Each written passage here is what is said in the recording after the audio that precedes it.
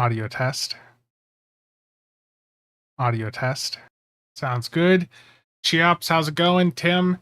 Okay, so for anyone watching this later on, this is happening as a live stream and you're watching the VOD if you're watching this afterwards. I'm going to try to have some timestamps down below to when I'm talking about each of the specific categories, ships, space items, and ground items. So if you want to skip ahead, I'll have just those basic timestamps down below. Did I get a better microphone? No, I was just closer to my mic. Oh no. Short, how's it going? Mark, Michi? Tim? Oh, it's terrible. Documents, Jay. How often are the ship bundles sales? Not often enough. We used to have them like every other month, and now it's been, it's almost been 4 months since the last one. If my voice sounds off at all today, I had a lovely dentist appointment this morning, and I think the Novocaine or whatever it is they give you is finally like worn off, but if there's any discrepancies, let's blame that. 1701, how's it going, man? Okay, so I've got an alt account here that doesn't have any of the event stuff up, so I can see the full mud store. If I look at this on my main, it'll not show all the items, so I'll try to show some items from my main account where I have this stuff unlocked, and for the rest, I'll be showing it over here. You bought something stupid today? Oh no. 1701, terrible. Devious Toast, how's it going? Intriguing? Oh yeah, sure. It was honestly probably the easiest dental appointment I've had. Which would I rather, the dentist or trying to set records with these servers? I mean, I will bash my head up against the wall. Yeah, I did see XL Cerritos was back up, but I just am sort of done putting money into that. I still don't have my most recent orders, so. Okay, let's start off here with the ships tab. And honestly, there's not a ton in here that I think you need to go out and worry about picking up. The Ryzian luxury cruiser vessel, there's nothing about this ship that I can recall, really being worth it. The stats on most of these ships is also not going to be that great because these are event ships for the most part. So they're going to have weaker stats than most of your standard $30 C-store ships. And the value that these ships would have would come from potential console sets, traits, or consoles for the most part.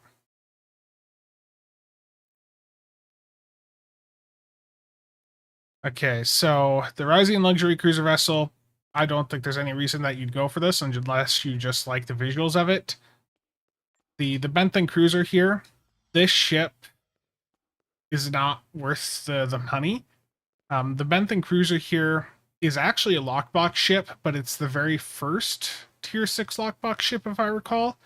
So this is a very old ship from nearly a decade ago, and the stats on it are representative of that. Its only spec seat is a Lieutenant Intel, which is very weak. You look at the recent C-store ships that we got, they're Commander plus Lieutenant Commander spec combos, and those are two different specs. This is a ship that just has a single spec and it's only a Lieutenant. That's just not really that great. Not for $40. The Fakiri Store warship. This ship, I think the value that you would get out of this ship is from the console Chains of Fire. If you're on a heavy control build, this might be a console of interest to you, and I can show you this over on my main account here.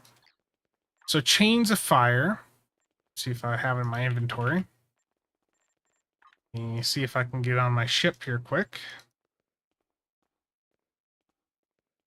If I can hit the right one. So what Chains of Fire does is it'll create a 5 kilometer sphere around you. and it can grab up to 6 enemies. And once you have whatever enemies are around you tethered by this chain's console, you can go super fast across the map and it will bring them with you. So in really, really high-end infected runs, for instance, someone on a support build might use these to grab the spheres from the side to bring them to the center. And I know that's not an environment that everyone cares about, but in general, if you're someone that really likes to do control focused builds, this might be a console that's of interest to you. It's just that for any of the enemies that you're trying to grab to drag with this, they need to be within 2.5 kilometers of you because it's a 5 kilometer sphere with you at the center. So this is a fun console to use on a control-y type build, but I don't necessarily think it's, $40 cool. I can show this to you really quick. So what I'll do is I will go into a patrol, and I'm just going to hit the console just to show you how you can grab enemies and just yank them off to the side of the map you want them on. Stuka? Yeah, I feel like it's about time for another haircut for me. Okay. I'm going to put on some speed buffs here. So I'm going to be moving really fast. And I'm going to have the chains of fire active so that you can see that I can just drag the enemies, across the map with me.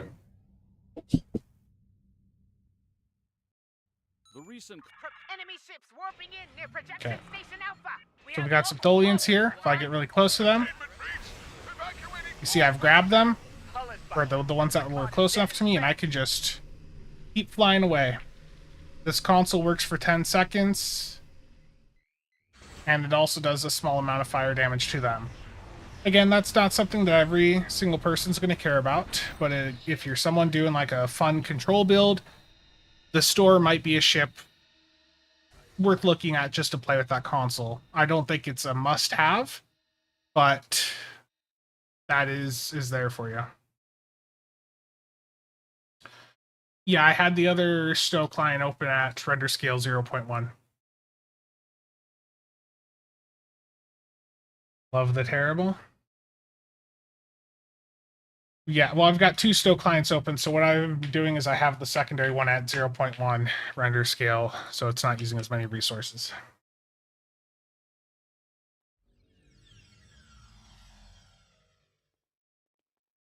But yeah, that's the value of the store, basically. Nothing else about the store is really worth it from what I can recall. But let me pull up the Stowe wiki just so I can make sure you guys are seeing every last bit about these. So let's go to the store here, because that's what we're looking at right now. Store.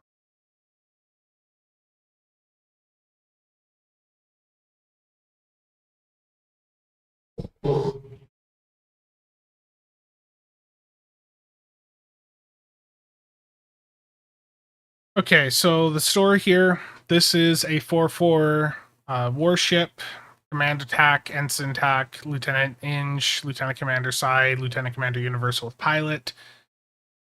Not particularly anything amazing on its own, unless you just like the visuals or you want that console. And the trait of this, while with this trait slotted, going at full throttle while in combat will shoot giant burst of flame behind your ship, dealing fire damage both initially and over time to all foes affected. Not a great trait. So again, the store here, really, it's if you want the console it has, or if you're doing some fire theme build. And before I move on to the next ship, let me go over the stats of the Ryzen, because I sort of just went through that really quick here. So the Ryzen Luxury Cruiser, it's another 4-4. It's got a Lieutenant Commander TAC, Commander Inge, Ensign Inge, Lieutenant Side, Lieutenant Commander Universal with Temporal. And remember, a lot of these older event ships, they don't have the full spec features like you'd see on some of the event ships in the past year or so. So this doesn't have access to the temporal abilities. So just keep that in mind. It only has the Lieutenant Commander Temporal. That's the only spec stuff that it gets. It doesn't have the Commander Temporal feature set. It's another 4/4 cruiser. The trade-off of this is skill bonuses and an area of effect debuff from low throttle. So while you're at low throttle once per second, max 4 stacks, plus 15 Starship EPG skill and the control. So that's plus 60 of each at max stacks. And when activating control bridge officer abilities, it will slow down and provide an outgoing damage debuff to your foes. Not really good. Not great.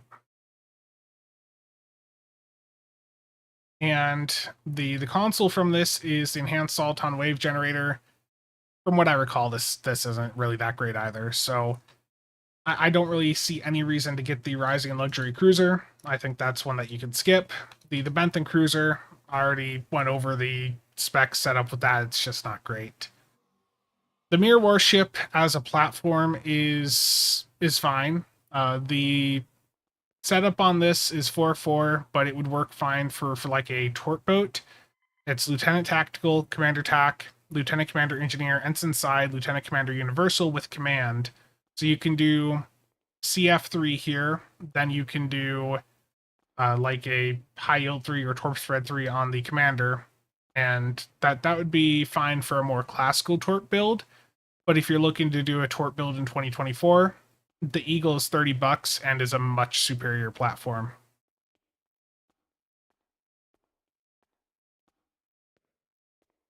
Next up, we have or actually, I should go over the console and trait here from this one.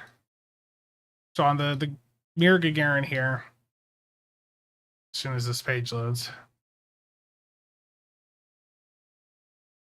the console or the trait from this is after using a captain ability, the front shield facing gains immunity to damage for 5 seconds. During this time, the front facing also regenerates a modest amount. If you were doing a shield build, maybe this is something someone might care about, but shields in this game generally not going to be that effective to focus on. So I don't think that trait has much value. And the console here, plus 12.7% cap 1 all damage for energy weapons, not that much. Plus 38 all damage resistance rating versus damage from energy weapons. Not really great passives on that, and the click key, from what I recall, doesn't do a ton. So the Mirror Gagarin Warship I would also skip over.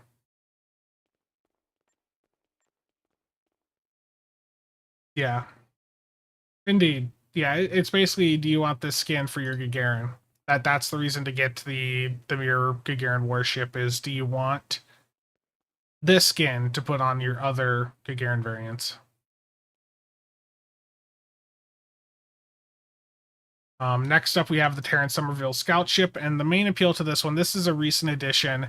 The main appeal to this is the Ionic Deflector Inversion console.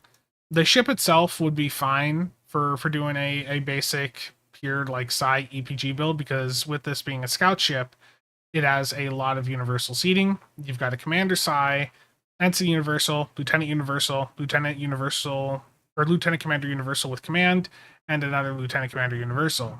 So a lot of universal seating, and that gives you room to do basically whatever you want. This is not going to be that far off of some of the better, side platforms out there, but something like the Lucari Journer Scout Ship, that's going to be a better option if you can get that. And the console here, and worth noting, this one does come with 3 ultimate tech upgrades. I think most of the others it's either none or 0. It's either none or 1 that most of the other ships have. Okay, so for the Terran Somerville Scout Ship here, the trait is Devious Rerouting plus max HP from EPG when shields are low.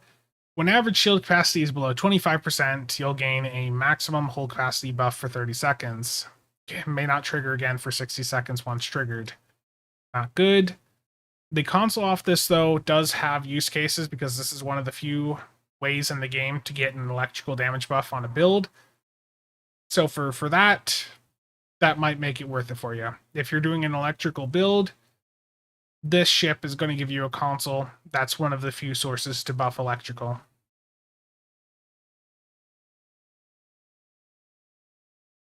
Yeah, the normal Somerville has the Spore-Infused Anomaly Strait, which is great for EPG builds. This version has this console that is also great for any builds factoring in electrical. Yeah. Okay, so next up we have the Elachi Kulash. I don't remember much about this. You do get some weapon packs with this, so I think this ship is more of, if you're a fan of the Elachi ships in general, then this might be a ship to go for. But as for its performance, I don't recall it being anything that special. And looking at it here, Commander Inge, Lieutenant Commander Universal with Intel, Lieutenant Commander Universal, Lieutenant Universal, and then Ensign Universal. This is just a weaker version of the C-Store Bozeman. So I can't recommend you spend $40 on this when for $30 you can get the Bozeman Intel Heavy Frigate right from the C-Store, and then you can get the fleet version of that.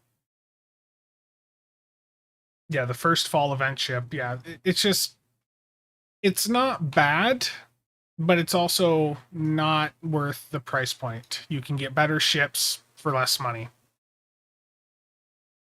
And the trait on this is going to cause evasive maneuvers to do a blast wave, which will disable nearby foes' bridge officer abilities and phase you in and out over the duration of evasive maneuvers.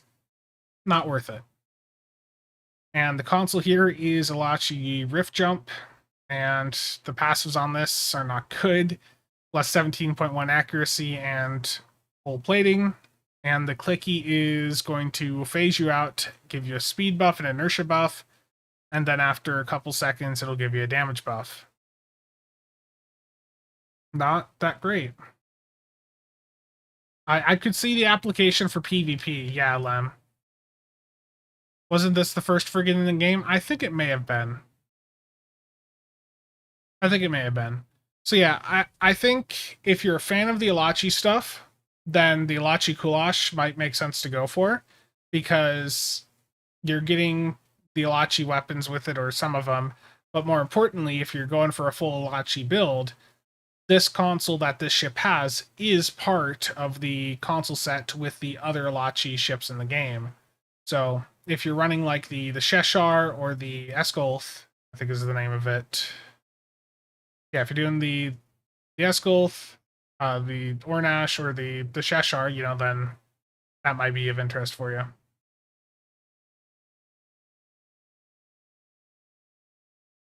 Oh, I'm sorry, that's not part of the console set. I saw the set being talked about down here. That's okay. It's saying that it can use the consoles from that set. It's the Kulash is not actually part of that set. My bad. So yeah, if you're running the other Elachi ships, then you don't need this console to complete the set. I just misread this. It's just saying that the Kulash can run those Elachi consoles. My bad. So yeah, if you're an Elachi fan, you don't need this, but it is there if you want it. Next up, we have the Fakiri Goktad. I actually think the Goktad's a pretty fun ship to fly. It's, for a science carrier, I'd say it's a bit better than the other science carriers out there because it's a 4-3 weapon setup on it. Let me pull it up here. Yeah, Nick really likes the Goktad also. For a while, we were using this as like the support platform, but now everyone's just using the Silic. Okay, so the Goktad here, Lieutenant Commander Tack with Command, Lieutenant Inge, Commander Psi, Ensign Psi, and then a Lieutenant Commander Universal. Now, because this is a science carrier, this doesn't have a secondary deflector, but it does have 2 hangar bays on it, and with it having a 4-3 weapon setup, you can spec this out to be a bit more offensive than some of the other science carriers in the game, like the Iwani. So this can be an interesting little platform to fly if you like science carriers and you like the effect carrier design. The starship trait off this upon is I almost started reading upon reaching. The Grethor's weapon, and while the trait is slotted, launching hanger pets gives your weapons additional fire damage that scales with your enemy's missing hit points. I know some people have had success with this trait, but I don't think a carrier build needs this. But if you're someone that's looking to do a full carrier build and you're looking to play around with all the carrier traits, this might be one that's on your radar. I don't think it's going to be the most effective thing ever, but it is there for you. The Silic is in the C-Store, Mark. The Silic is a C-Store ship. And the console from this is Fiery Charge. This is a small flight speed buff and then some fire damage, or a buff to fire damage. And then the clicky here will hold and impale your foe, and it will deal fire damage to them. So if you're looking into doing the Fakiri fire stuff, you know, this ship might be of interest to you. If you're a side carrier player, might be a good platform to consider looking at. But I think this is another ship that most people could skip over. There's nothing, about this that I think anyone, explicitly needs. Then we have the Fakiri Farang Dreadnought Carrier. Martin, how's it going? Back.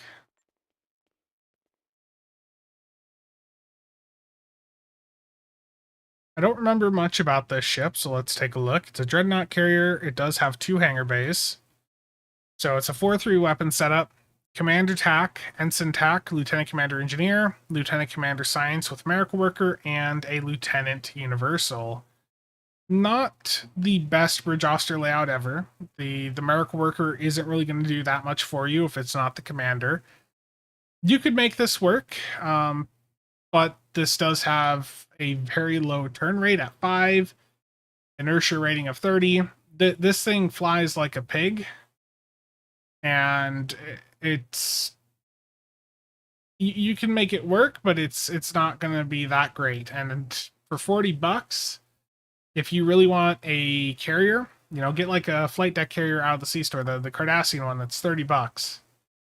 You could even just wait for a bundle sale and get that Cardassian Intel 3-pack for like 3,900 Zen, which is going to be, like $4 or $5 cheaper than this ship on its own. And you're going to get a lot more value out of the Cardassian 3-pack than you're going to get out of this ship. The trait here, when you activate narrow sensor bands or launch hanger pets, your ship will emit a ring of fire, dealing damage to all nearby foes with a chance to confuse them. Doesn't sound good. And the console is Open the Maw of Grethor. Another buff for fire damage, plus aux power, plus hull cap. And the clicky will launch Fiery Maw in front of you, and to foes within 3 kilometers while traveling. It deals fire damage to them and summons 12 Lost Souls of Grethor. I think it'd be a fun ship to fly. I just don't think, for $40, I just don't think you're gonna. I think there's better ways to spend $40 in this game.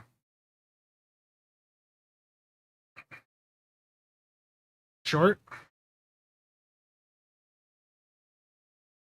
Okay.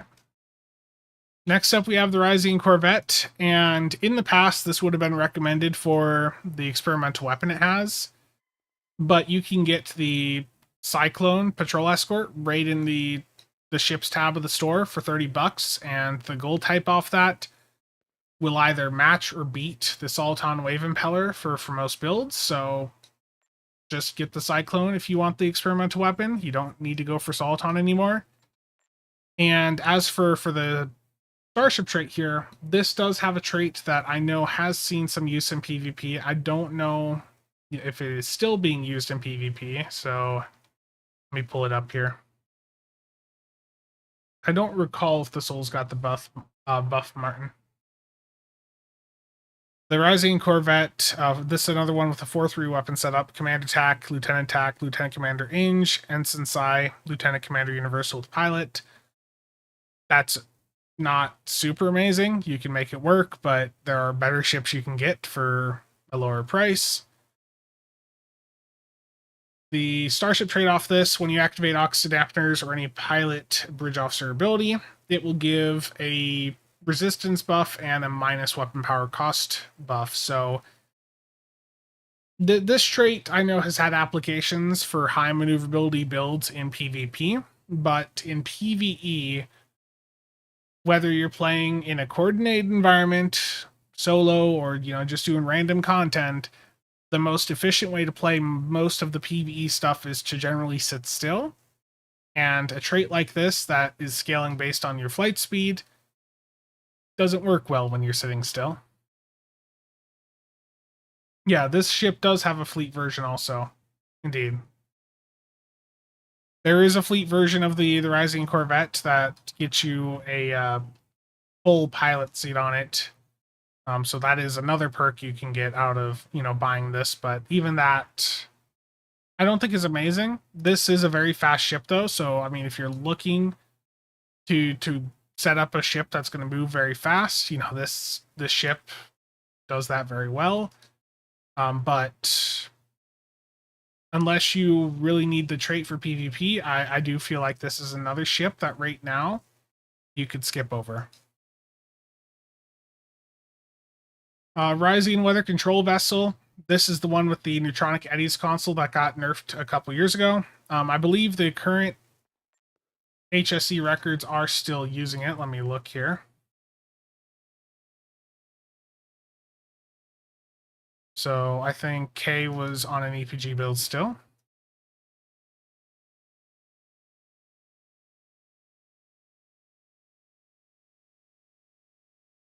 Yeah, I mean, the Eddies console is still being used. It still is doing a lot in these runs.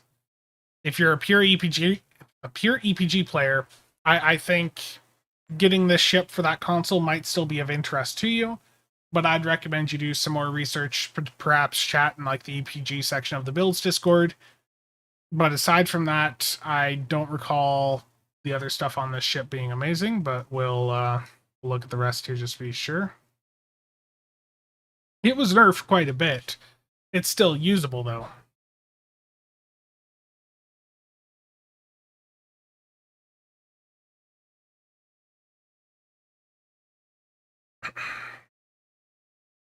So the trade authorizing weather control vessel is electrified anomalies. Your bridge officer anomalies deal electrical damage and grant power boost. I don't recall people using this trait, though. I don't recall the electrical damage from it being that much.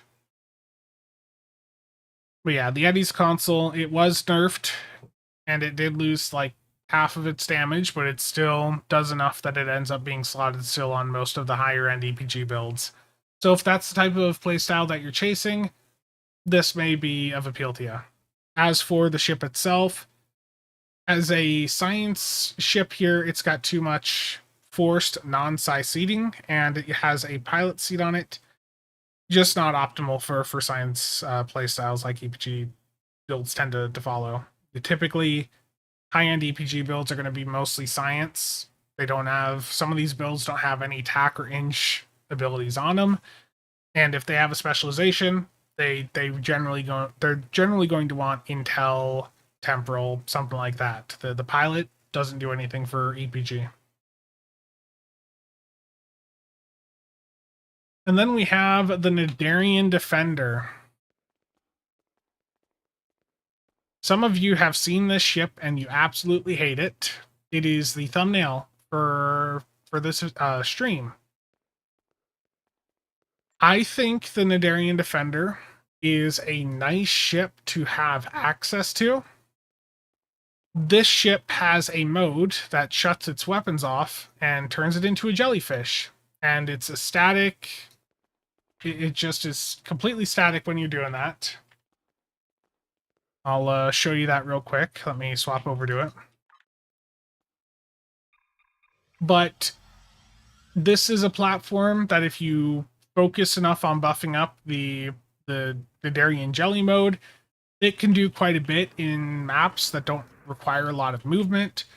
For instance, if I'm going into, like a Starbase 1, I might go in there with one or two other people, bringing in a Darien, and we can basically just turn the mode on, and we can walk away for the next 10 minutes.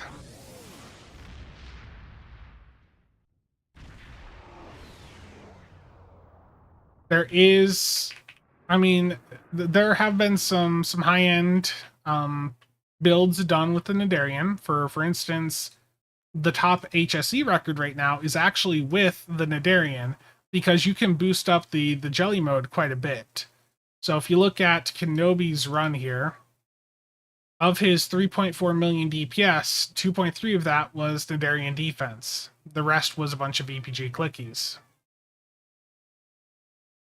So I'll go into a patrol just to show you this.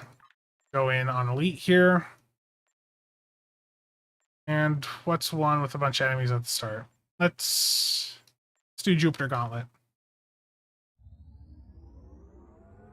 Nick has a full high-end jelly build video over on his channel. If you look up, the Nadarian build, you should be able to find it. But he's basically got the high-end build that people have been doing for it. And yeah, oh yeah, this ship will get a lot of hate if you go in and fly it around. So this is the Nadarian jelly mode here. And when you're in this mode, it will basically form this giant sphere around you, and any enemies that are within that 10-kilometer range around you are going to be hit by the jelly mode, and they're going to take quite a bit of damage. As you can see here, I'm getting hits, 200k. It's not doing a small amount. It's doing pretty well. Part of the reason it's doing so well is because the Darien mode is boosted by isomags, just the plus max weapon power. Even though it shuts your weapons power off, it is still boosted by it. And the jellyfish does technically move around. It's just very slow at Impulse 3 when you're in this mode. But there's a variety of consoles out there that allow you to jump around while in this mode. For instance, the console off of the Justiciar, a C-Store ship. That will allow you to move around while you're still in jelly mode. If you have the Promo Cheval, that's another jump console that works with this. So there are jump consoles that will enable this ship to continue moving around from point to point in a run. The downside is this console is only usable on this ship, the Nadarian Defense.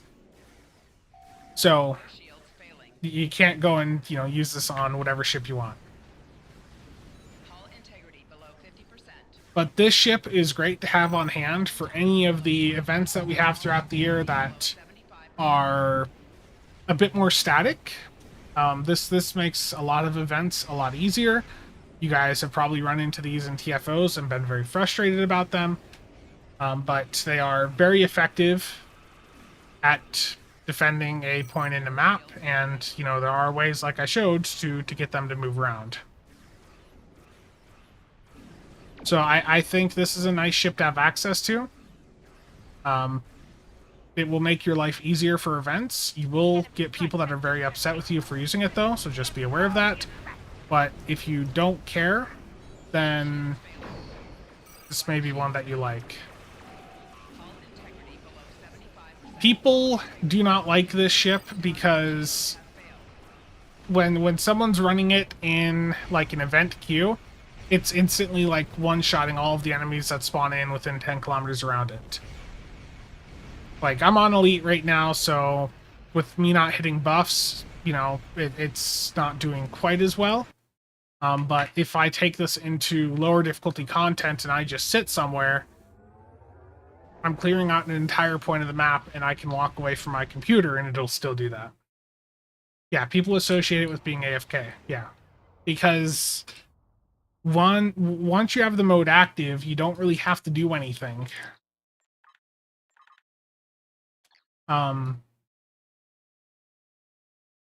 This just it makes some content very trivial. I can't English today.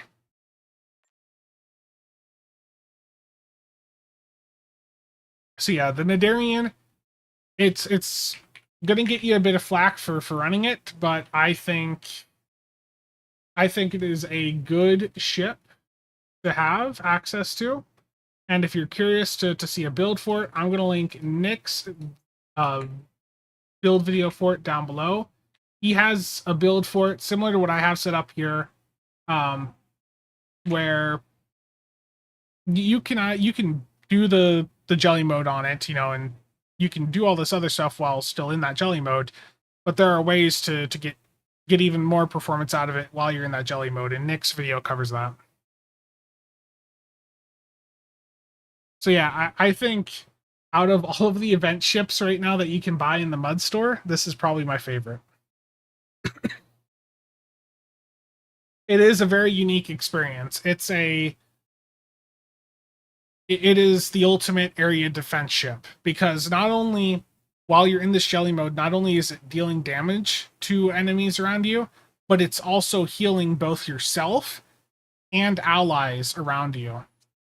So any allies that are within 10 kilometers of you are being healed by you being in this mode. So it's just extremely powerful for what it is. And if you have a few of these in a TFO like Defense of Starbase 1, Resistance to Starbase 1, it makes it extremely trivial. Yeah, act indeed. That was annoying. As for the starship trait on this ship, gelatinous membrane, activating any whole heal or miracle worker ability grants to the target some resistance and reflects physical and kinetic damage back at the attacker. Not a good trait, don't worry about it. The main appeal to this is you want something that makes events very easy for you. You're a fan of the idea of just having an area defense build where you could just turn that mode on and both take out the opponents and also heal your teammates around you. That's what this ship does. So if that's a playstyle you care about, this ship works well. And like I said, there are jump consoles you can use with this to continue moving it around.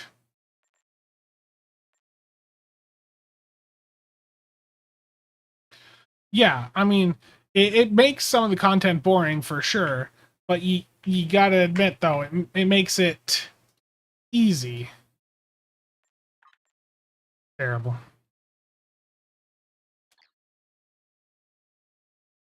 Okay. Yeah, you turn the mode on, and like I said, the easiest jump console you can get for it is the one off the Justiciar. That works great for that. Giant Dutch Viking, how's it going? It literally is the top it is the top DPS ship currently in HSE. So it's one of the most capable event ships we have if you set it up right. But yeah, out of all of the event ships, I think there's nothing that stands out to me as explicitly needing to be a must-have for most people. There's things that are nice to have, but nothing that I think is an absolute must-have. The Nadarian is the one that I think you're going to get the most use out of, especially with the events throughout the year, because there's no time limit on how long you can be in that Nadarian mode. You have seen the light? Oh no.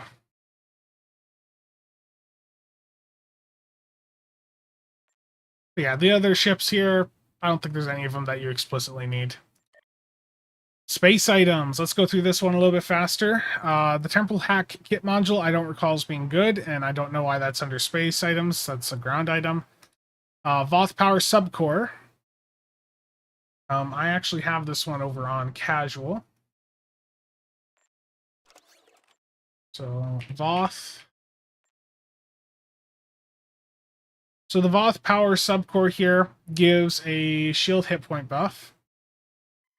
Yeah, plus 15.2% shield hit points, and then plus 30% shield resistance. Scales down as your current hull percent drops. So if you're doing a shield-focused build, the passives alone on this console might be of interest to you. That's not a very effective playstyle, though, but if you are trying to build into that niche, this might be a tool that you'd want to look at. And as for the clicky, it's going to summon in a Voth Power Subcore, which attempts to follow within a couple kilometers for 30 seconds. It will deal some plasma damage to foes, and when it expires, it will do a Warp Core Breach.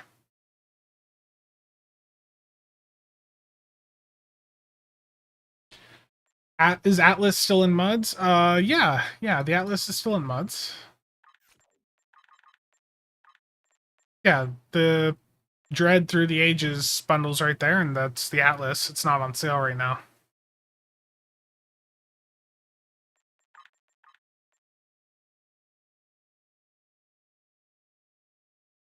So I think for a shield player, that might be interesting. Tholian Web Spinner Array, this thing's been nerfed, and the passive on this still doesn't work, so that's been out for, what, like 2-3 years now, and it still doesn't work right, so don't worry about the Web Spinner Array. Blinded by the Light Pack, this gives you the Beacon of Kalis device that lets you summon in some ships. It will also do like a flashbang effect. Very bright. You've probably seen people use this in TFOs. I don't think it's a must-have. I personally wouldn't spend $20 on it. Reiterative Structural Capacitor. If you're a tank player and you're looking to also, perhaps heal your team, this console might be of interest to you. Let me show you it here. So, find it, reiterative.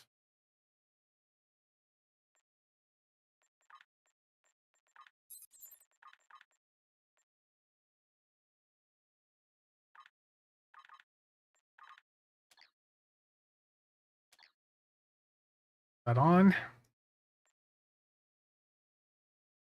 So passives on this are plus Starship hull restoration and hull capacity. And the clicky is going to last for 20 seconds. And this is to your target or yourself. And what this does is it's going to heal yourself and allies within 4 kilometers for 25% of the damage taken in the previous second, with a minimum of 500 hit points per second. So if you're a tank going to the center of a big group of enemies and you have some allies around you, this is a good console to have to heal yourself and your allies.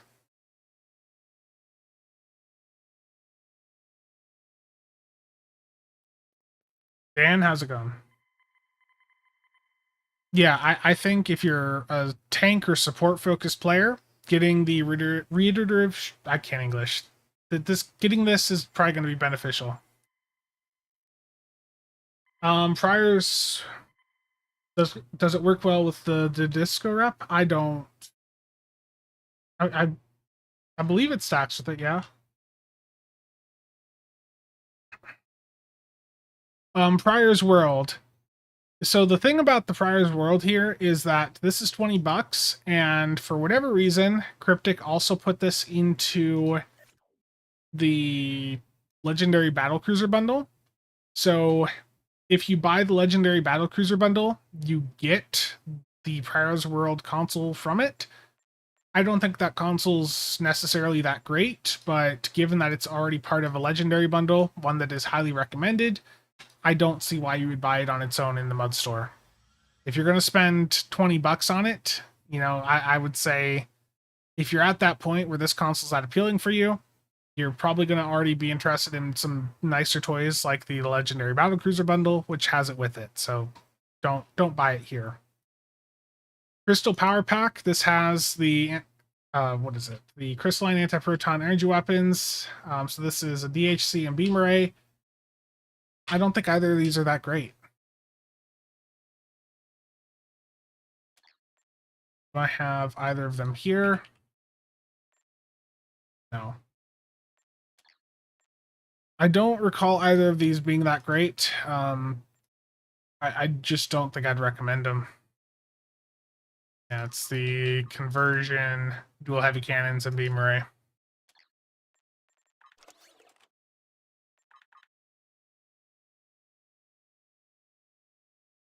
So the special effect on here is a 2.5%. There's 2.5% procs on this. One is minus 10 energy resistance rating for 30 seconds on the foe, stacks up to 5 times. The debuff is doubled for AP, and then 2.5% chance to give you some healing. 2.5% procs aren't great, and the fact that these weapons are losing a crit D or damage modifier to get that proc mod makes them not worth it to me.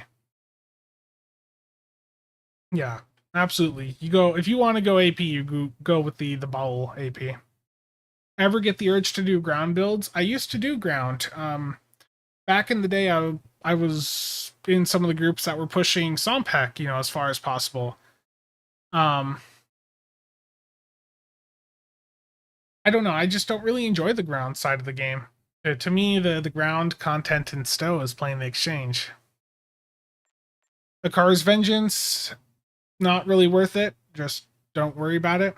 Black Ops Mine Launcher, if you're setting up a mine build, which is basically just a tort build on like a 4-4 ship with a bunch of mines aft, then, I mean, we had okay performance out of these, but I don't know if I'd spend $20 on them.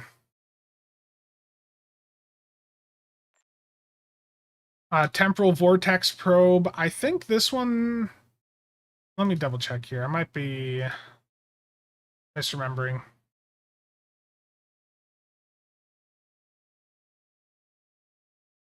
I think there's a console, it's either this one or one similarly named, that I think is being used in some of the higher end EPG builds. Is it this one? Is it Temporal Vortex? Is the clicky timeline collapse? Let me grab it.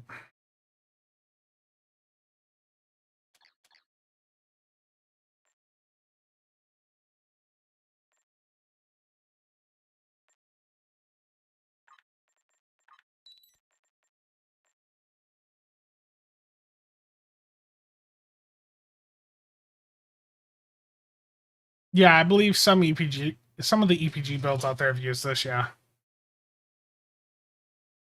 But I don't know if it's currently like a best in slot one. This tonight, you'd know better. Timeline collapse is the bridge officer ability. Trouble, how's it going?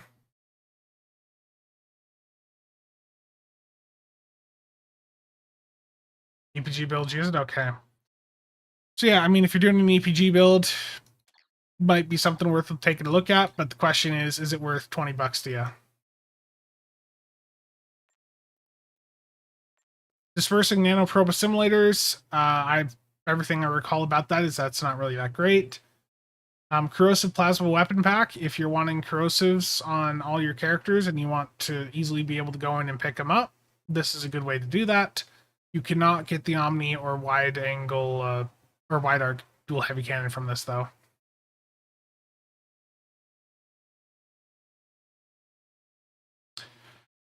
Then we have the Kobayashi Maru resupply device. If you're a min-maxer looking to get every bit out of your ship, this is nice to have for the buffs it can provide you at the start of a run. But if you're not doing really high-end stuff, if you're not caring about getting every little bit out of your ship, then I'd probably not worry about getting this. Imperial Rift set. This is good for EPG builds. The two-piece is very popular for the critical severity that can give on those builds. Let me show you one here quick. I think I had this on my Marion.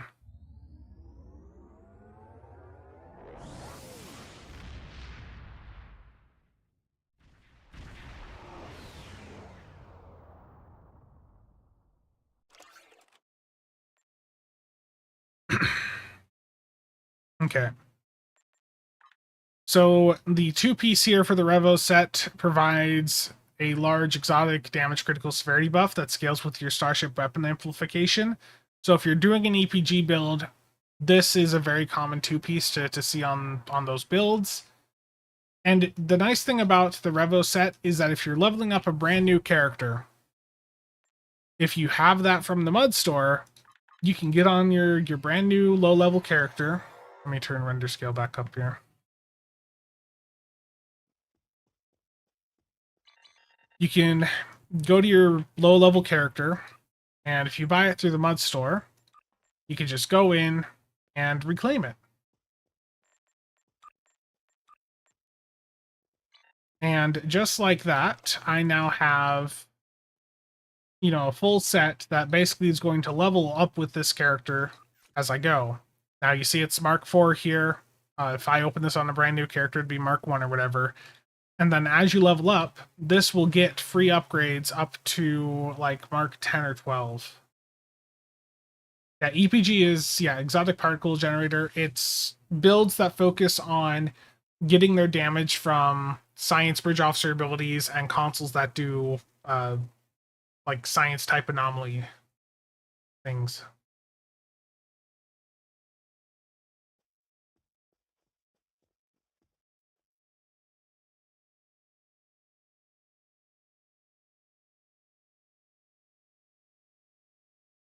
Okay.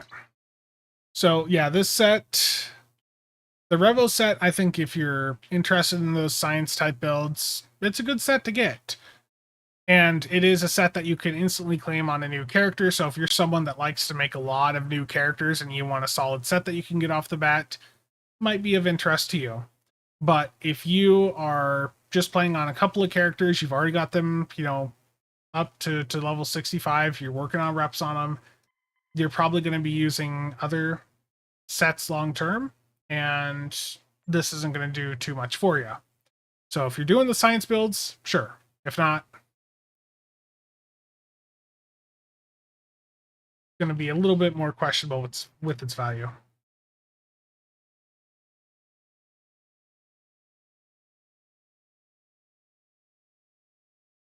And then we have Crystal Prism. The Crystal Prism here sucks with its damage.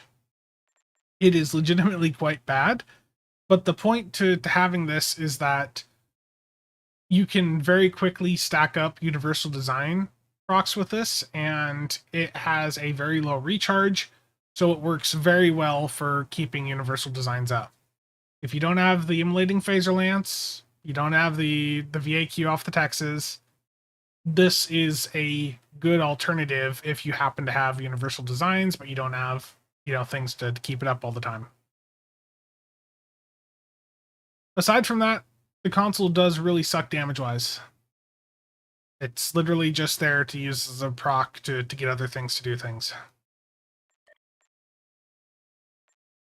So yeah, I mean, for the space items here, again, I don't think there's anything in here right now that I think of as being a must-have. There's nice-to-haves, but again, nothing is absolutely a must. That is true, Distant Knight. The Immolating Phaser Lance is available in the Fighter Pilot Muds bundle, but that's not out all the time, and not everyone's going to be willing to spend $150 for that.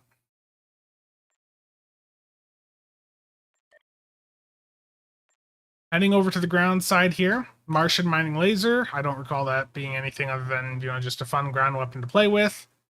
Coalition Repulsor Armor. I don't call that being anything amazing. Let me pop it up on the main account though. But yeah, a lot of the event items here really, there's a lot of them that are just they're fun things, but they're not necessarily great performance wise.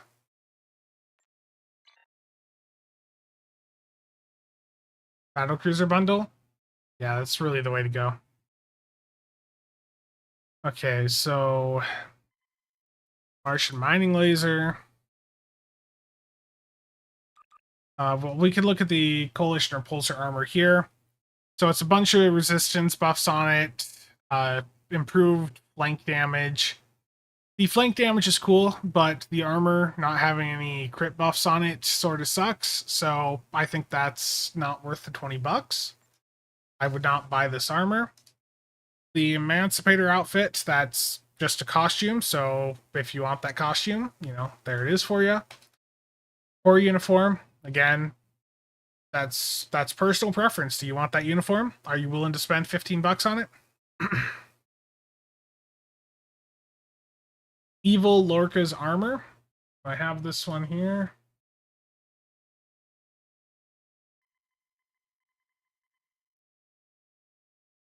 I don't have that one. So let's pop that up on the wiki just to verify the numbers on it.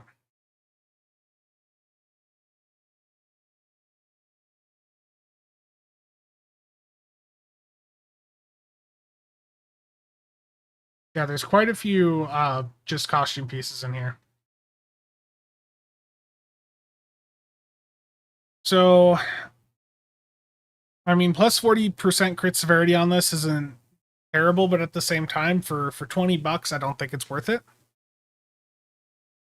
You can pick up some reputation or fleet armor that's going to do the same thing or better, you know, for cheaper than that. So I think that's another one that I'd skip over. Dot 7 utility drone. Um, Universal modules can be equipped on any career. So this is a kit module and then a Vandy pet and then ultimate tech upgrade. This being a kit module, I don't recall anyone talking about this thing ever doing great damage-wise, so probably not that good. Molar's sword. This is more of a fun thing. Melee weapons in this game are not great when it comes to their actual like DPS performance. If you're into swords, then maybe this one will appeal to you. But I don't think that's a must-have.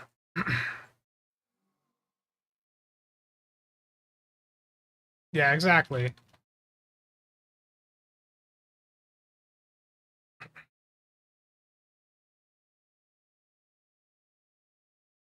Yeah, act. Oh yeah, there's a Barbie option with the coalition armor. Yeah, that's true. So a lot of this ground stuff is just visuals. Crystal Barrier of Death Pack. These are okay to have on ground. That you can put them down fast. They don't do anything like the Bowel Obelisk, but I found these nice to use in some of the ground builds over the years.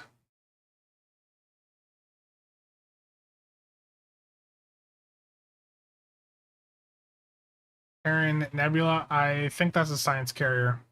Luca.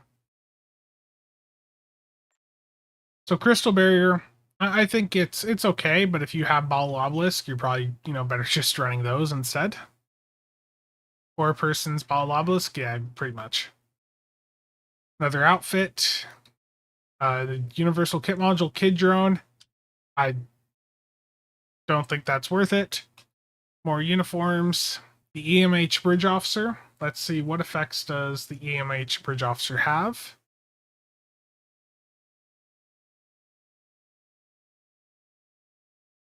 So, superior, stubborn, it's all ground traits. So, no space traits of note.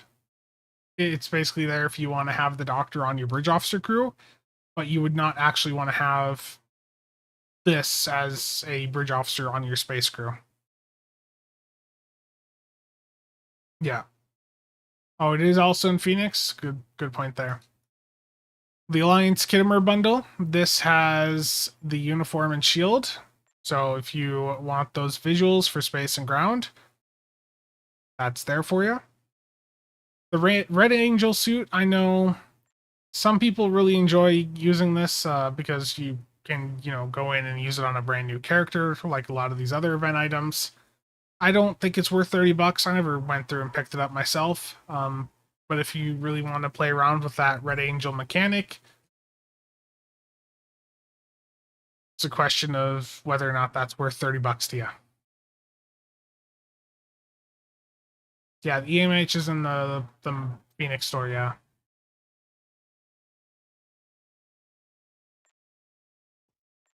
The Lachi Walker combat pets in this game generally don't do that well. So I would not spend 20 bucks on that. The It's About Time pack. These are a bunch of really old items from when there used to be featured story events in the game. They would rerun this as an event, and they don't do that anymore, so they put it into the Mud store. These items are very old. I just don't think I would spend money on them.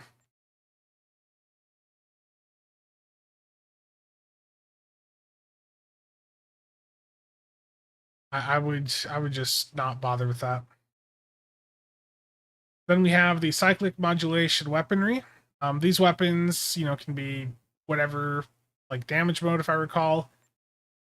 Some people like these for endeavors, but I think it's easy enough to just craft yourself a set of weapons for each damage type on ground, and then just swap over whenever you need one for X endeavors. So I don't I don't know if I'd spend $20 on that, because these weapons, like, they'll make endeavors a little bit easier, but you can do that just with the R&D system. Crafting a few ground weapons is very easy to do.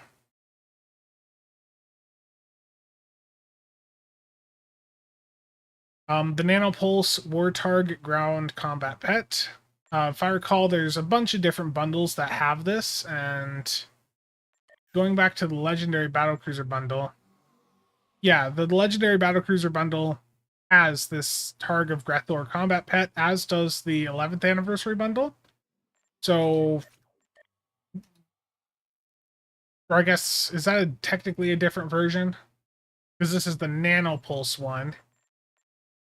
And what was the other one here? Targ of Grethor. It's... I think they look close enough. I don't know if they're the exact same item or not. I mean, they sort of look like it. They're different visually. Again, I think you should buy the Legendary Battlecruiser bundle. It basically includes something that's basically just the exact same as this, just slightly different visuals. So don't spend $20 on this. Dino with the freaking laser beams attached to their head. This is pretty much a meme. I don't think anyone's going out and buying this for performance reasons. It's pretty much for the meme. It's $20. I don't think you need it. Do the lasers do damage? I don't know. This is actually one that I don't have myself. I missed this specific event, and I just never bothered to buy it out because it didn't look like it was worth it to me. Holographic Marshall Janeway Bridge Officer is $10 and comes with an ultimate tech upgrade. And the holographic Marshall Janeway Bridge Officer, let's take a look. What does she have?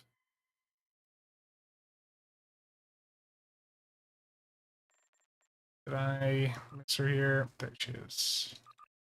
Marshall Janeway.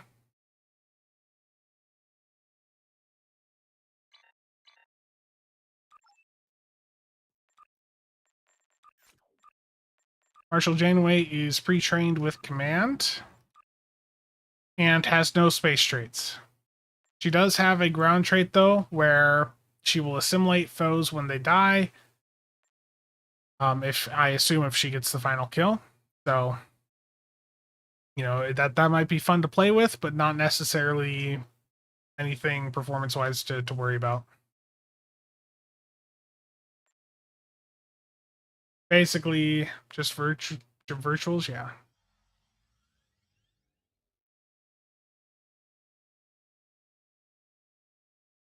Yeah, the issue with the way that Cryptic does the mechanics with the assimilate upon death is usually that pet has to be the one to get the kill shot. So for a bridge officer, not going to be great. Sylvia's Feline Charm. This is the thing that lets you turn into a cat and run around. You probably have seen people using this. I have it right here, actually, on this character. You can use this in TFOs to get from one point to the other very fast. It turns you into a cat. I mean, $20. I don't know if that's necessarily worth it to most people, but this does make it quite a bit easier to navigate around a lot of the ground maps out there. And I do think it's sort of a nice quality of life thing to have. So I think it's nice. Out of all the ground stuff so far, this is one of the things that would be higher up on my recommendations. But $20, that can get you a lot of games. That's almost a ship. When do I think Legendary Cerritos will come out? I have no idea.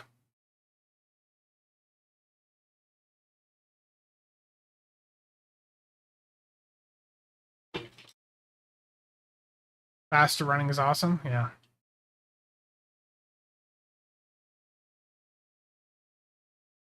And before I get to these two ground sets, we have the synth android here. This is another combat pet. Doesn't really do that well.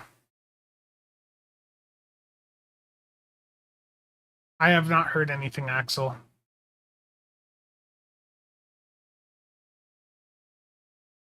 Nicholas, thank you for the ultra casual membership for 22 months. Very much appreciated, man.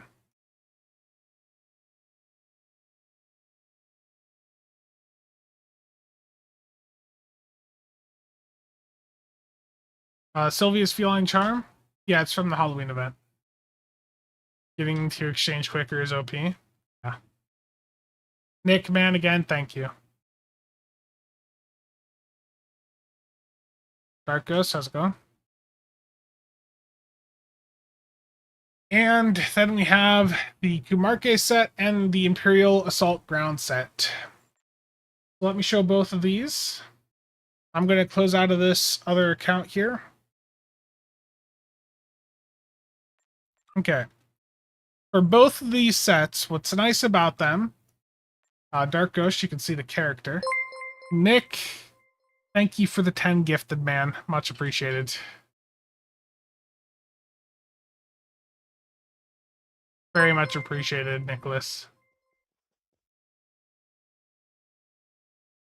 Everyone who just has been gifted a membership gets to see a lot of Delta Alliance off pack openings that I've done recently. Again, Nicholas, thank you. While that's beeping, let me grab these sets.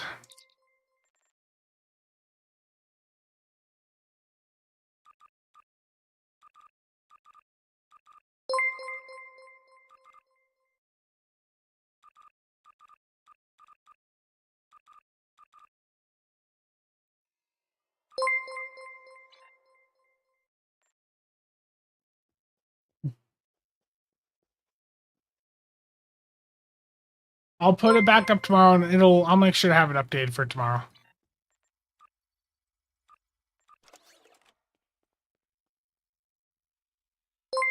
Don't worry, I have not forgotten.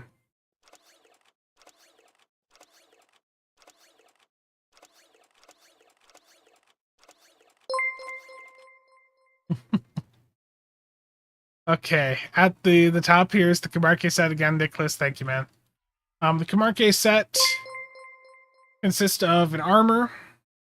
So you've got the armor here, this melee weapon, which can shoot lightning in a bottle. You've got a shield and a kit module. So let me equip each of these here. And the set bonus, the two-piece is plus 25% kit performance, or not 25%, just plus 25 kit performance. Max health increased by 25% of shield capacity. When shields are full during combat, consume 25% of shield capacity to grant 75 kit performance on the next kit module or Symphony of Lightning activation. And you can see here, if you have the entire 4-piece on, that gets some further enhancements. Symphony of Lighting here is a clicky. That's a lot of visual spam that people do not like. The 4-piece is even more kit performance. This is... Between the two, I think the Kumarke set is going to be the more effective, but the visual spam of it drives people nuts. So I'm going to go into a ground patrol here.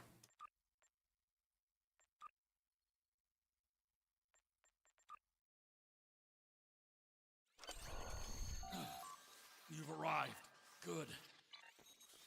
So let's show off some of these abilities here. I've got emergency shield readout. And this is a clicky with this that will just fully restore your shields when you hit it. There's the Symphony of Lightning that will just shoot a bunch of lightning bolts at all the foes. And then the kit module here is micro generator. So let's take a look at this.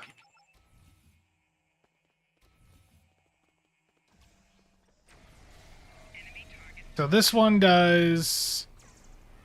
It'll damage any foes that it hits. So that's visual spam, as you can see there. I am on normal difficulty, so it's just nuking things.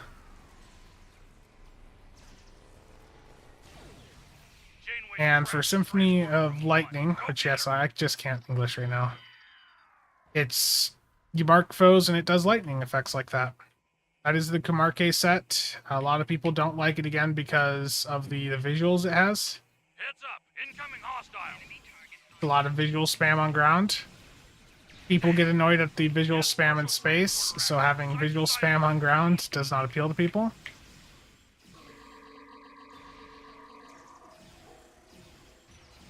Powerful but visually annoying. Yeah, I think that's the best way to describe it.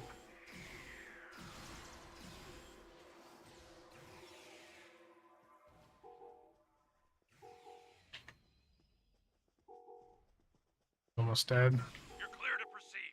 Get to the transport. But yeah, again, let me turn this on and look, I can mark all of these enemies. Okay, those ones far back were too far away. Where's the stream go? Okay. Let me turn it on.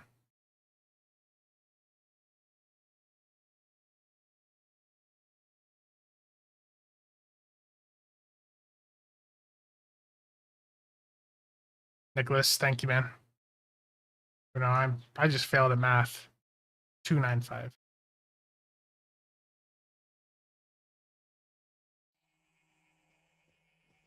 There it is, Nicholas.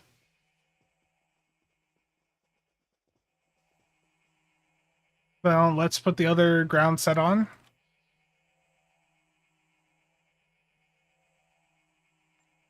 So this one is the Imperial Assault set, which is the one that they just recently added. There's the armor,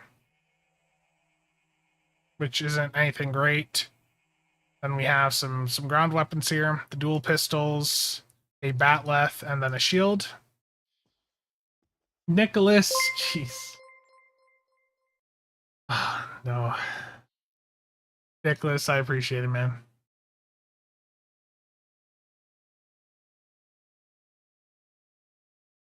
I think that's how that adds up with the Australian to USD. Jesus, Nicholas.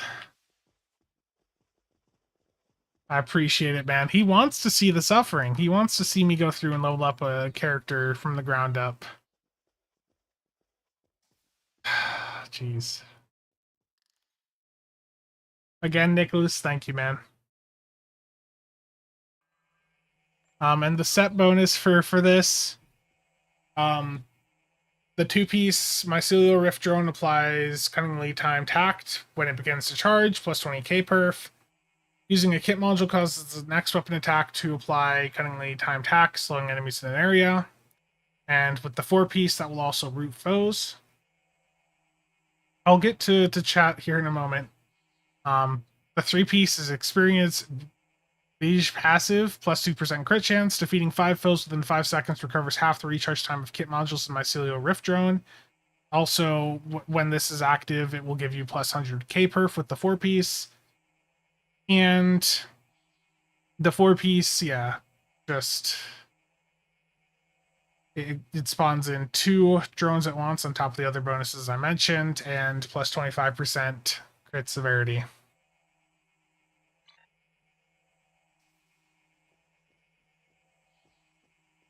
Recently started trying the advanced TFOs, and now when I click on random on normal difficulty, I am randomly getting placed in advanced. Yeah. The randoms have been broken for a while. I know over on console people were having a lot of issues with that. Okay. Let's do the dual pistols here first. I'm on a low-level character, so, you know, not representative of the numbers you'd see at endgame play. This is a level 16 character. But the fact is, this is something you get to claim on a level 16 character to use right away. Deadly Dragon, thank you for the casual membership. Very much appreciated.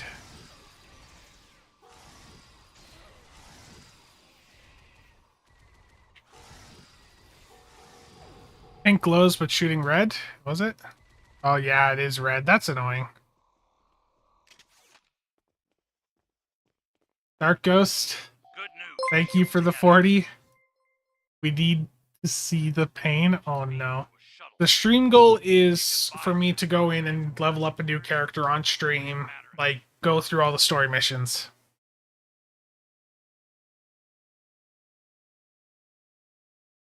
I appreciate that.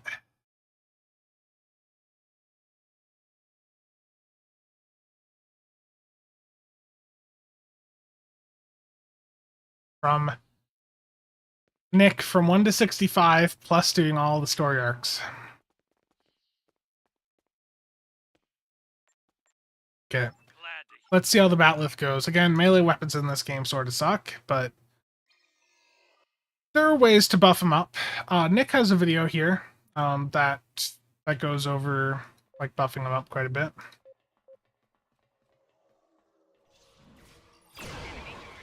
take down 4 drones to drop her shield.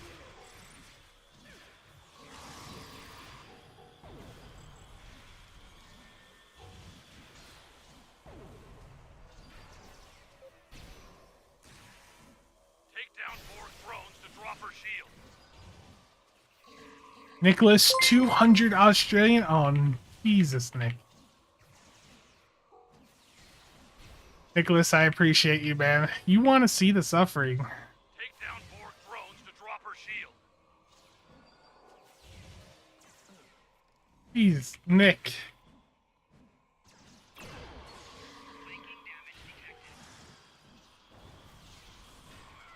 Take down 4 drones to drop her shield. She's unshielded. I can't get to her. No, Now's your chance. Open fire. because I'm using a melee weapon. She's too far away. Nicholas. Man. She's adapted. Eliminate 4 drones to make her vulnerable.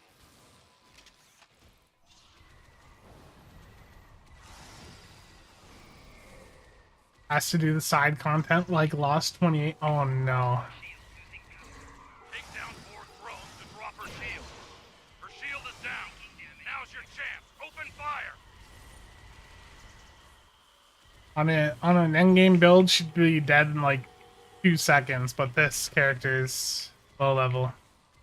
She's adapted. Eliminate 4 drones to make her vulnerable. Nicholas. Her shield is down. Now's your chance. Open fire. Janeway's down. Deal with any There we go. remaining drones while you can. Gary with the 100 Australian also. Jeez. I appreciate it, guys. I really do. Is on the way to have a few words with the Marshal, along with Admiral Janeway on board the Voyager. The Camarque set I think was better between the two. Be talking about coffee or swapping. Update the number. I'm going.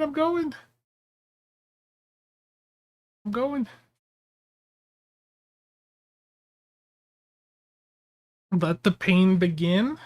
It's updated. I updated it. Thank you. Thank you.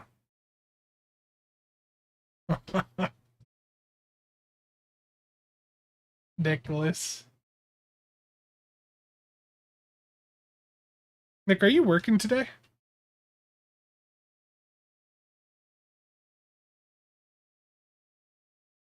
Oh no, Nicholas. Soon, TM. So, before we get off track there, again, Gary, Nick, Dark Ghost, very much appreciate that. Deadly Dragon, again, thank you for the membership.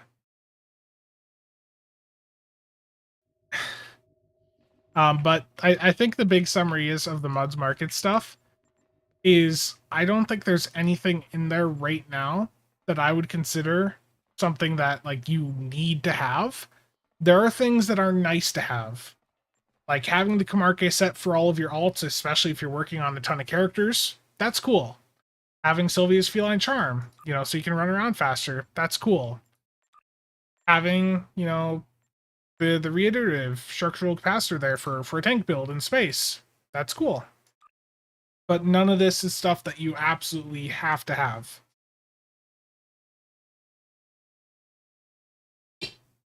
Spencer is doomed.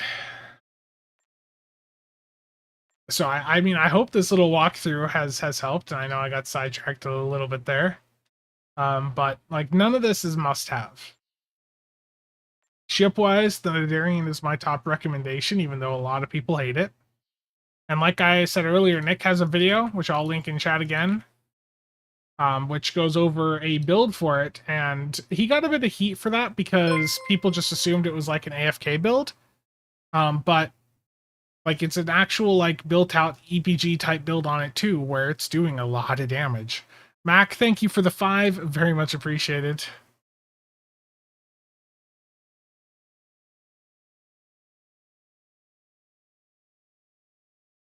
Very much appreciated.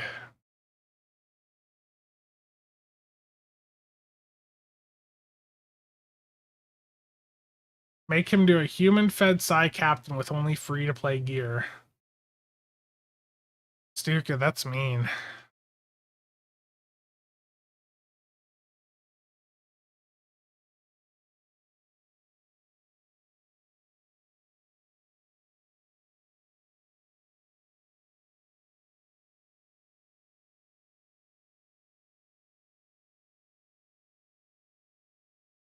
Yeah, that's the thing too, is if I do it on a fed character, then there's less story for me to suffer through. Have you guys not played the Romulan starting storyline? Especially when you're running around on new ROM? They're rough.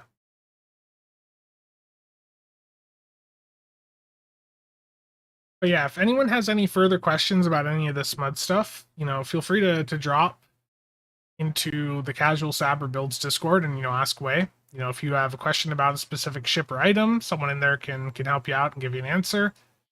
But you know, just looking through here, I don't see anything that I think, you know, everyone needs to run out and grab. It's just nice to haves, not must to haves.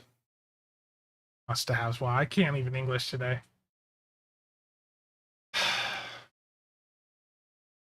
When's the new Muds bundle going to be coming out? I think they said next month. I'm hoping we have an announcement or something out by, you know, the end of the month, but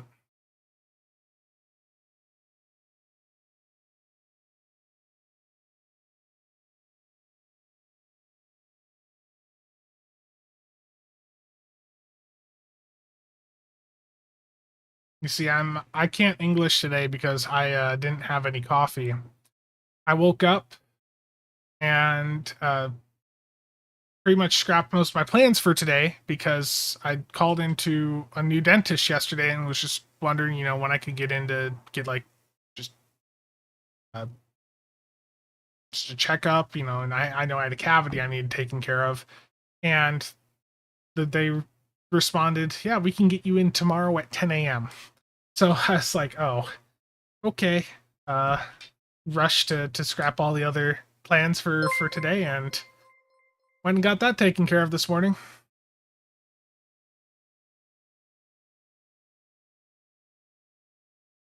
JS, I really appreciate that. Thank you. Yeah, and like I've talked about for the past couple of months, I understand that not everyone's into the really high end DPS chasing stuff. That is something that I personally like, and I am still going to continue doing that content because I enjoy it, and I know that some of you do also. But I understand that there needs to be some more beginner focused stuff also, and that's why you're seeing like the skill tree guide. That there's a bunch of other like best of type guides that I've been planning on behind the scenes. I'm going to be doing a ship build guide series where my plan is eventually to do build guides for each subtype of builds that people do. So Beam Overload would get something like my torpedo build guide from a few years ago. That's sort of some of the plans that I've been working on behind the scenes for the past couple of weeks and months. Okay. Update. JS again. Much appreciate that. Get that number there. 25.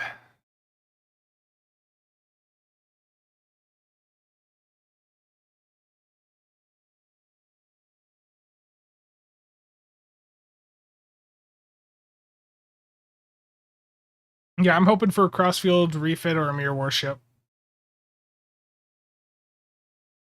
No, we are almost there. Now, keep in mind the original stipulation with that was that it would be the first Sunday following that. But if we get it today, I could start it tomorrow. I forget what all the specifics were, but yeah, well, it's looking like I'm going to be starting up a new character and starting to go through story missions starting tomorrow. It'll be spread out over a couple streams, though, so just keep that in mind. And again, for everyone, I appreciate that. Nick, Dark Ghost, JS, that is just one stream.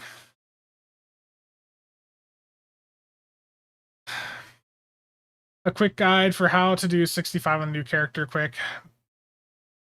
The easiest way to do, like, to power level a new character is with the, like, the Geminar Wingman. But, I mean, not everyone's going to have that. But if you have the Rex from the anniversary, those Wingmen go in and they just nuke things at low levels.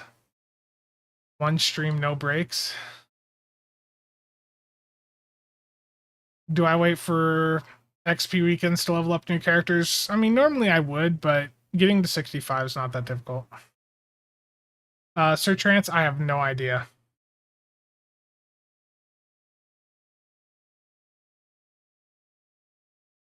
Spencer only RPs Ferengi? Terrible.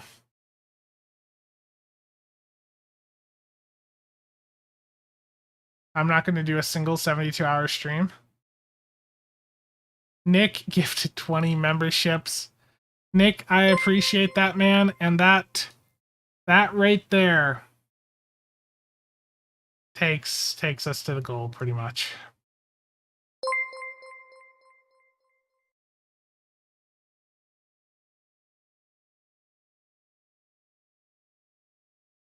Nick, thank you for all those casual memberships. Sir Trance, thank you.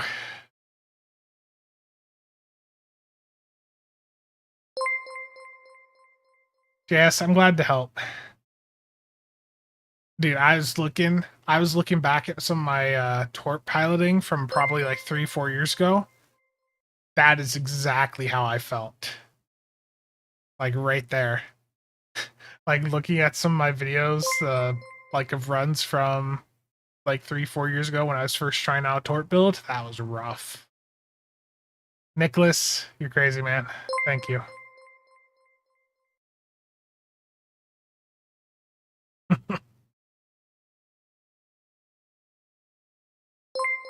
Nice, Terran Emperor. Yeah, those Type 7s are crazy.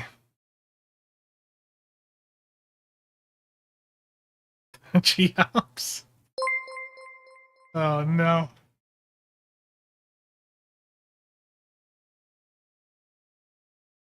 Ramsman, I appreciate it.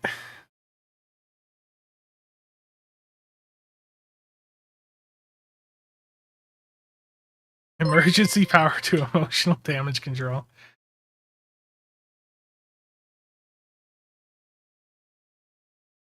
Just know I may have to spread out the storyline playthroughs through a few streams.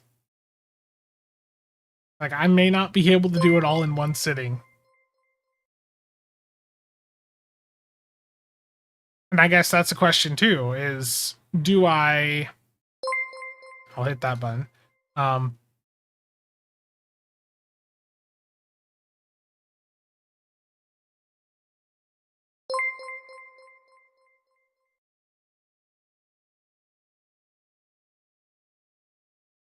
Chi-Ups, you already know what people will say.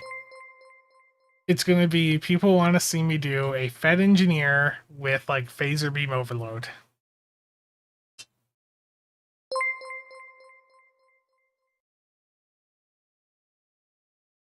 Just leave the stream on while I'm sleeping. You like a Twitch streamer? Is that what you want? Oh no. Phaser rapid fire?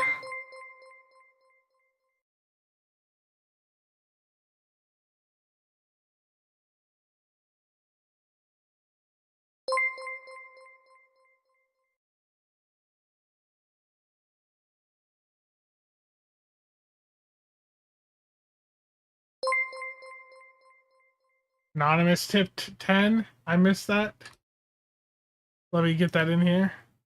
Thank you, Anonymous, for the 10. Much appreciated.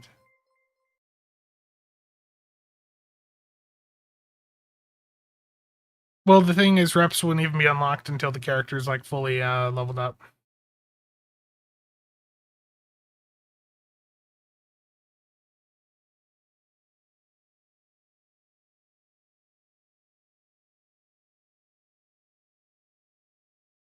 No premium ships or gear.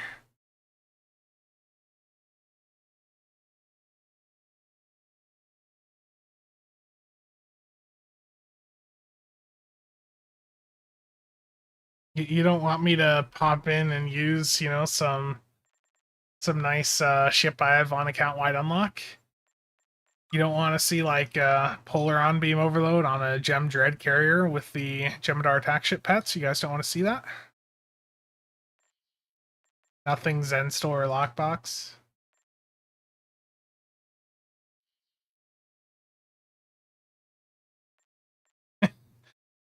Terrible Zor.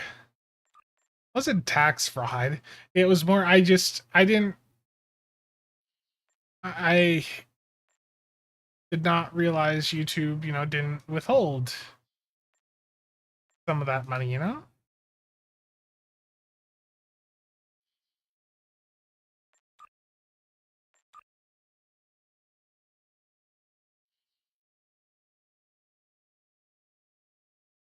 You guys want to see some off meta premium like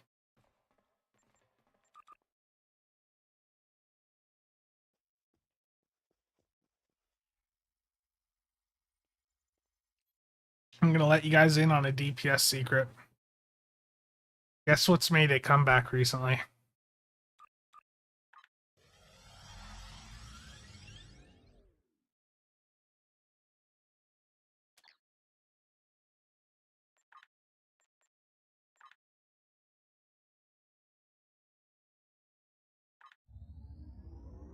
Cannot use an Adarian defender.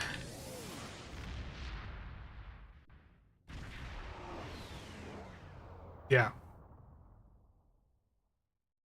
So, there's been a lot of like theory crafting done, you know, for all the haste we have now. And Sizer mentioned to me the other day about the KCB doing really well with haste. And sure enough, tried it out in some runs. The KCB with that two piece, the 2.5% proc is actually going off quite a bit with how much haste you can get on builds now.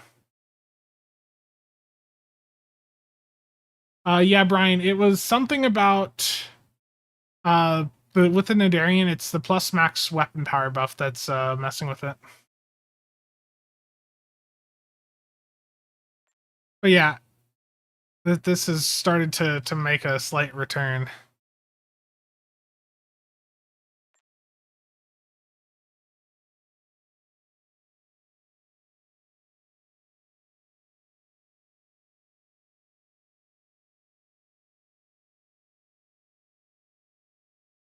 Let me find the VOD. Oh, it's this one.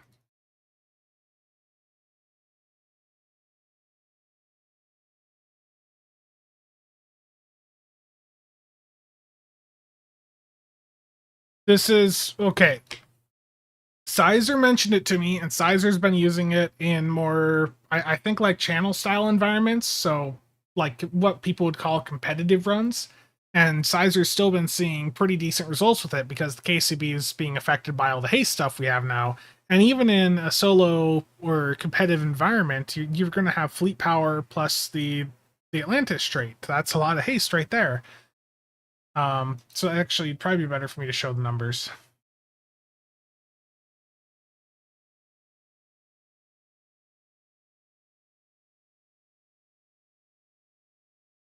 But yeah, we've had the KCB almost doing as much as like a forward weapon with a lot of haste. But Sizer's also been seeing quite a bit of success with it also, and Sizer's not doing.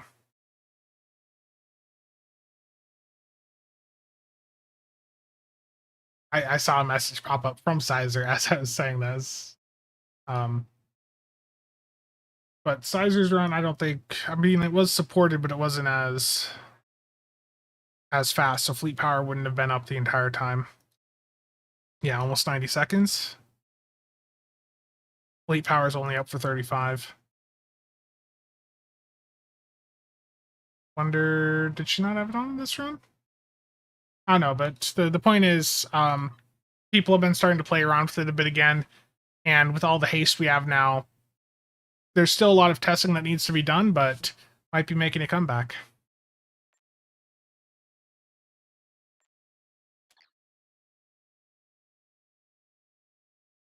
Because it's entirely because it's being buffed by haste.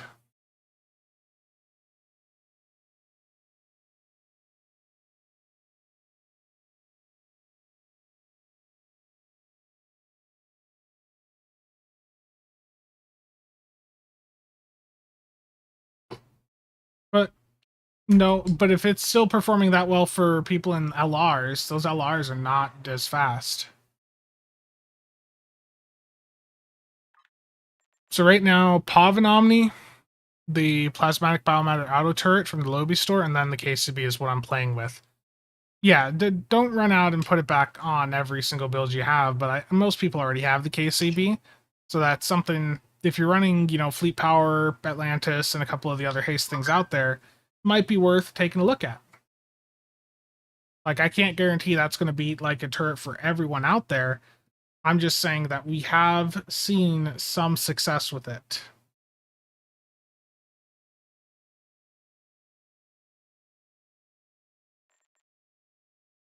So if you're running a lot of the newer stuff like Fleet Power, the Atlantis, give it a try. I can't guarantee it's gonna work better than a turret for everyone, but with how accessible it is, especially if you already have it in the bank, it might be worth trying again. It's the two-piece specifically Michi that we're using it because the minus weapon power cost. Confirm new meta.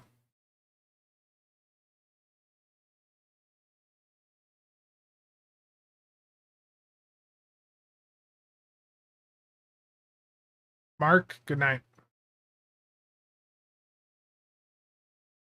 I don't, to be perfectly honest, Terran Emperor, I don't think Cryptic's in a position where they can afford to nerf things. I think if they nerfed Type 7s after saying that they were fine with the values, if they nerf Fleet Power after saying that they're fine with it, especially if they nerf anything like that from the 14th bundle, now that it's been 3-4 months, I just don't think Cryptic can afford that. I think that'd probably be nerfing anything from the 14th bundle would be an incredibly stupid move on Cryptic's part, given the current situation.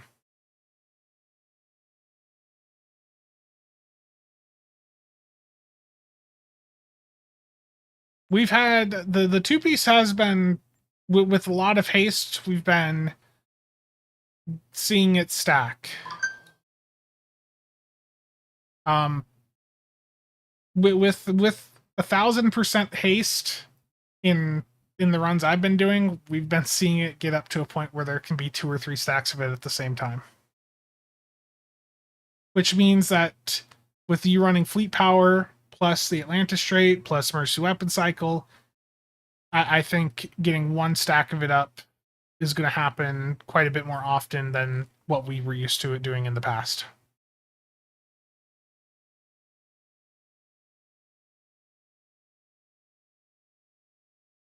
Does that say...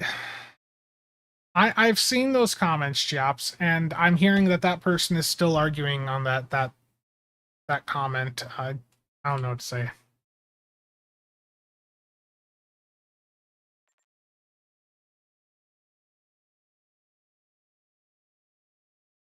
The proc from the KCB 2-piece can stack and make your weapons basically just drain like next to no power.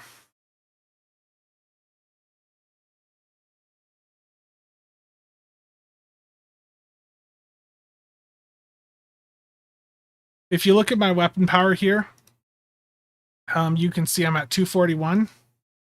I'm firing a bunch of cannons, and you can see that now my weapons are like staying 230s as I keep firing all my weapons.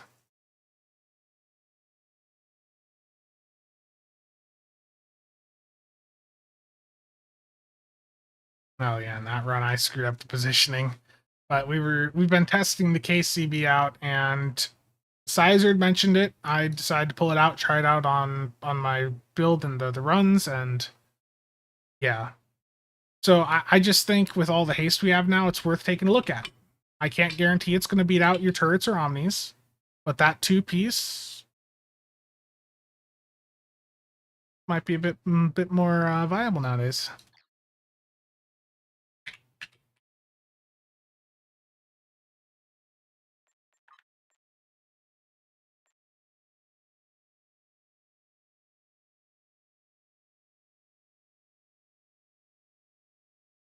Yes, T6X2 gives you a second universal console slot, which is why I have 3 on the ship. We need a bigger sample size. I agree. I think, you know, I'll put the word out to a few people, just see, you know, get some people running it in channel runs, see what the results are.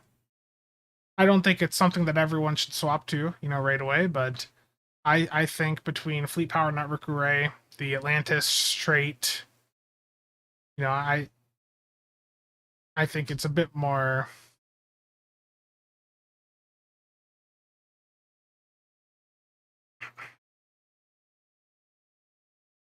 I think it's per cycle. Okay. I have an order a couple of minutes out, so I'm going to need to head out here. Thank you everyone for tuning in, and to everyone for chipping in to help reach that funding goal for the challenge stream. I very much appreciate that. Nick, JS, Gary, Dark Ghost, much appreciated.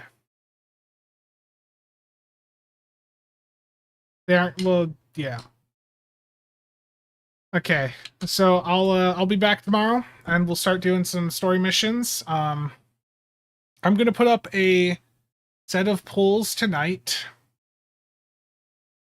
over in the CasualSAB Discord, and basically, I'm just gonna ask what people want me to do, because I'm gonna need to make a new character, and the questions are gonna be, what class do you guys want me to do the new character on? You know, what faction? What budget level am I at? Am I sticking with basically just, you know, completely free to play? Can I use C-store ships that I have? Do I need to do this on a new character? Those are going to be the types of things I'm going to be asking. So, yeah.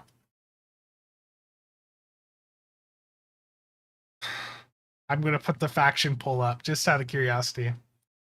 Okay, I'll put that up in a little bit, but I need to bail out for now. So again, thank you everyone for tuning in and helping with the challenge goal there. It's going to be some pain in the future. Okay. See you guys around.